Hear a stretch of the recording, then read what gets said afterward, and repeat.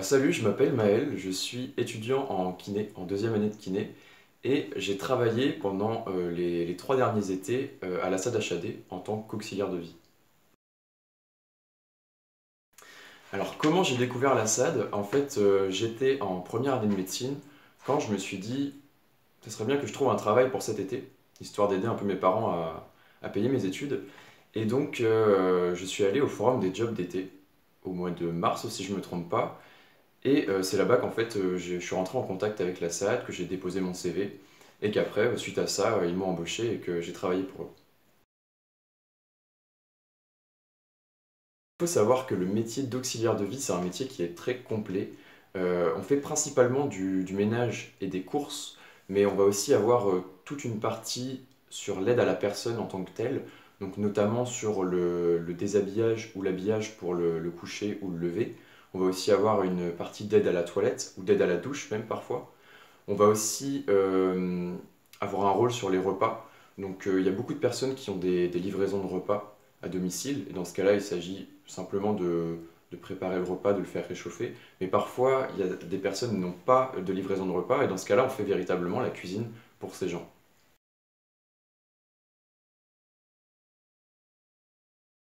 Pour ce qui est du public chez qui on intervient, c'est principalement des personnes âgées, voire des personnes très âgées, parce que c'est vrai que j'ai déjà travaillé pour des personnes centenaires qui vivaient encore chez elles.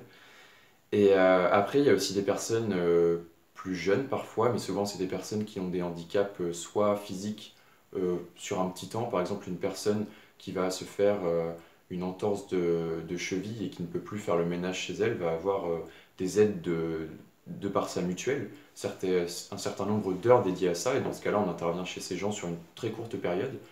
Après, il y a aussi des personnes qui ont des handicaps mentaux, où là c'est un peu plus compliqué parfois à gérer.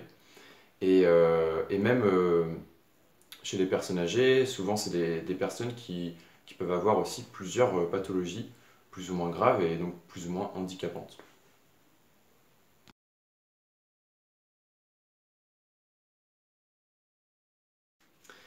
Alors oui, j'avais quelques appréhensions quand j'ai commencé à travailler à la SAD, notamment sur des missions que je ne savais potentiellement pas bien réaliser.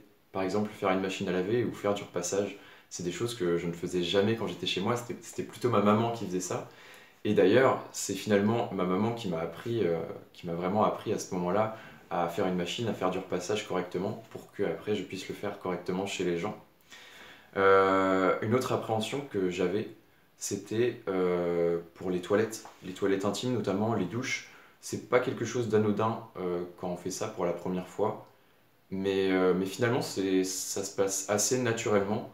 Il n'y a pas de réelle gêne. Et c'est vrai que c'est une appréhension qui s'est vite envolée, quoi.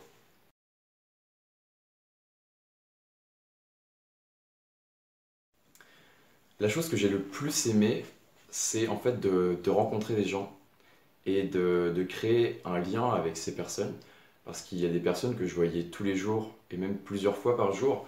Donc forcément, au bout d'un moment, il y a un lien qui se crée.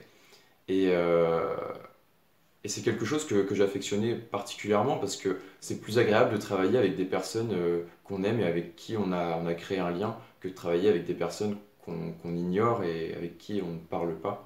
Et c'est vraiment quelque chose que j'ai aimé dans ce métier, c'était vraiment le contact humain.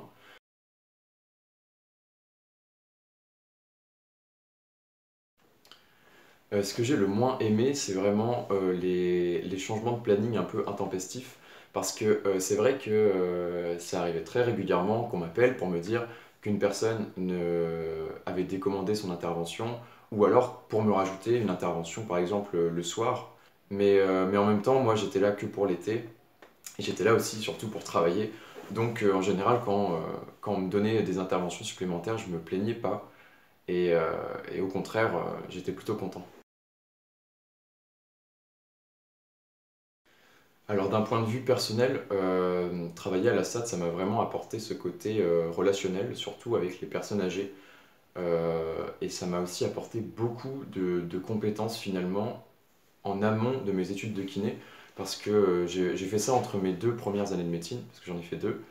Mais quand je suis arrivé en kiné, Ça faisait déjà 2 étés que je travaillais comme auxiliaire de vie et il y avait déjà beaucoup de choses que je connaissais, et notamment comment utiliser un lève-personne, comment faire une toilette, comment mettre une couche. Enfin, c'est vrai que c'est des choses que je savais déjà faire et ça m'a beaucoup apporté, à la fois de ce point de vue technique et à la fois d'un point de vue relationnel.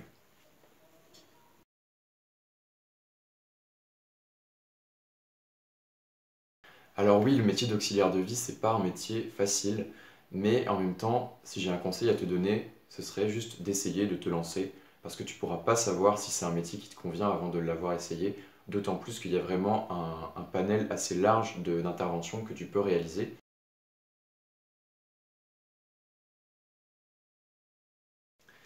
Comme petite anecdote que je peux vous partager, pendant les 3 étés en fait où j'ai travaillé à la SAD, j'allais chez une dame qui approche maintenant la centaine et qui ne voyait plus rien. En fait, elle était quasiment aveugle.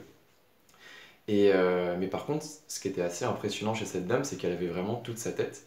Et donc j'allais chez elle pour faire surtout du ménage et aussi des courses. Souvent, elle me racontait des épisodes de sa vie, assez impressionnants d'ailleurs, et des épisodes qui datent d'il y a 80 ans, voire plus, quoi. Et donc c'était vraiment très enrichissant et très intéressant.